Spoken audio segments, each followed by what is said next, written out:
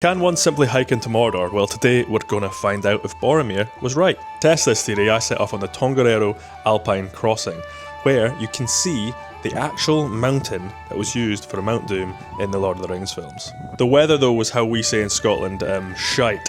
The visibility was really poor, the wind was a-blowing, and it was pretty wet. This wasn't all bad news, though, because it did mean that the shuttles were cancelled, so we essentially had the trail to ourselves. The first part of the trail is really simple. Nice, well-maintained pass on a slight incline for a couple of kilometres. Eventually, the inclines start to increase. Most of it, though, is steps, so I had to do a little Gollum impression. Up the stairs we go. After a kilometre or two of these nice well-maintained steps, you get this sign telling you to turn around if you're a but it didn't lie, because it does get harder, but much more enjoyable. Look at this. This looks like I'm walking through Mordor. I was in my element. It was so much fun, even with the terrible weather. Climbing over these volcanic rocks, in the clouds, in the mist, made it feel like we were in another world. But don't worry, in another world, there's plenty of toilets.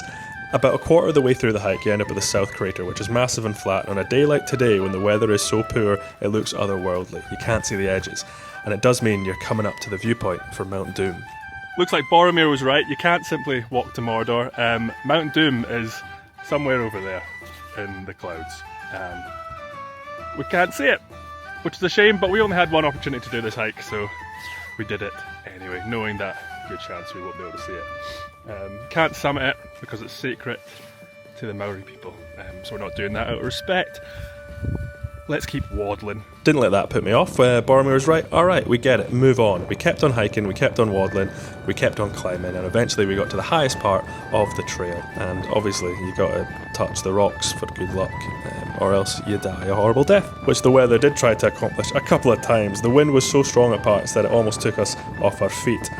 So I'd really recommend staying at home if you aren't up for the challenge. But just look at that view. It was really worthwhile. Jokes aside, I loved this crossing. It's not like we didn't see anything on this hike. We did get to see the blue lakes up close and personal, or at least the kind of blue lakes in this weather.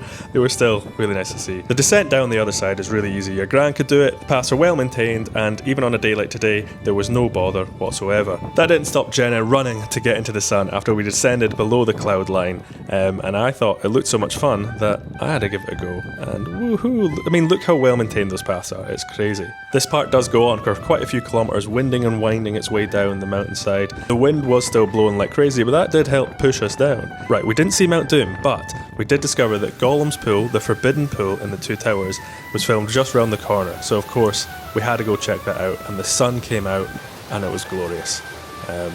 Thanks for watching. I kind of rushed this to get together, but thank you.